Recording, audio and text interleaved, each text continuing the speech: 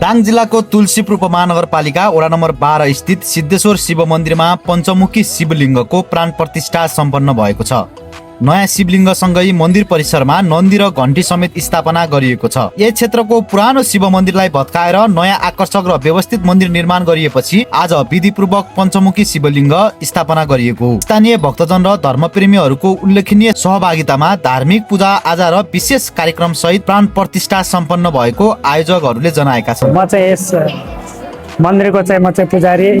आज चाहिँ यो कार्यक्रम भव्य रूपमा चाहिँ यो कार्यक्रम चाहिँ भइरहेको छ। हाम्रो चाहिँ हिजो हाम्रो बिहान करिब 7 बजेदेखि सुरुवात भएर अहिलेसम्म रेगुलर अखण्ड हाम्रो चाहिँ दीप प्रज्वलन अखण्ड हवन पनि चाहिँ हाम्रो भइरहेको छ।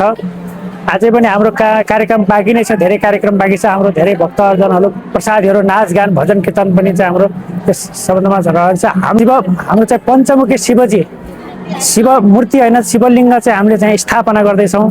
हामीले 26 र 27 गते चाहिँ कार्यक्रम राखेका थियौँ र हाम्रो कार्यक्रम चाहिँ भव्य र सभ्य बनाइदिन सबै चाहिँ आयोजक टिम, छर छिमेकी जो दाताहरू हुनुहुन्छ सबैलाई चाहिँ यस पूजा व्यवस्था समितिहरूलाई पनि म चाहिँ अनुरोध गर्दछु र हाम्रो यो दाताहरूलाई पनि चाहिँ सम्मान स्वरूपमा हामीले सबैलाई अब हाम्रो चाहिँ यस मन्दिरमा योभन्दा पहिले केही पनि थिएन, अब के अलिक फेरि पनि फेरिएको छ र नयाँ हामीले चाहिँ यो पञ्चमुखी शिवजीले केही भक्तहरूलाई चाहिँ आकर्षण गर्नेछ भन्ने चाहिँ प्रयत्न गरिरहेका छौँ।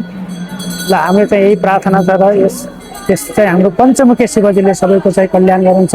हस्त ओम हर हर महादेव।